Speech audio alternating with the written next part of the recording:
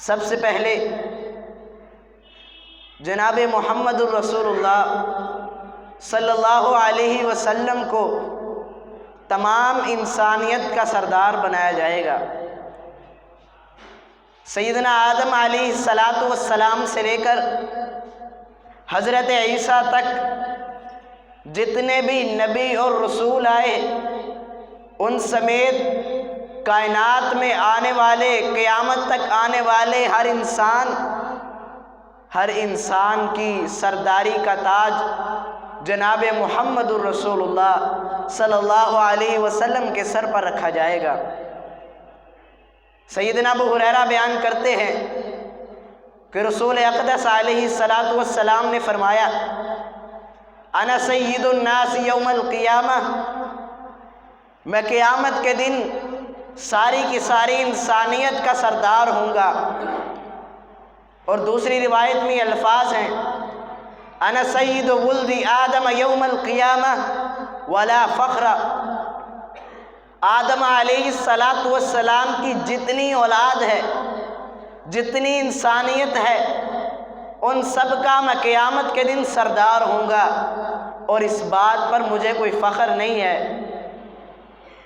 ان دلائل سے پتہ چلتا ہے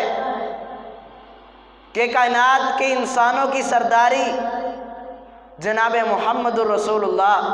صلی اللہ علیہ وسلم کے پاس ہے۔ یہاں دو باتیں قابل غور ہیں کہ آپ علیہ السلام دنیا کے اندر انسانوں کے سردار نہیں ہیں۔ بلا شبہ جناب محمد الرسول اللہ صلی اللہ علیہ وسلم اس دنیا کے اندر بھی تمام انسانوں کے سردار ہیں، لیکن جو کافر سردار ہیں، کافر بادشاہ ہیں، مشرک سردار ہیں،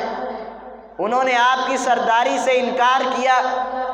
آپ کو سردار ماننے سے انکار کیا، لیکن قیامت کے دن وہ سب بے بس ہوں گے، لاچار ہوں گے، اور اس دن عزت و مقام اور اعلیٰ درجہ اگر کسی کا ہوگا تو محمد الرسول اللہ صلی اللہ علیہ وسلم کا ہوگا۔ دوسری بات، آپ علیہ السلام نے جب قیامت کے دن اس سرداری کا بیان کیا تو ساتھ ہی دو ٹوک الفاظ میں اس بات کی وضاحت کر دی، ولا فخر، کہ مجھے قیامت کے دن سردار تو بنایا جائے گا،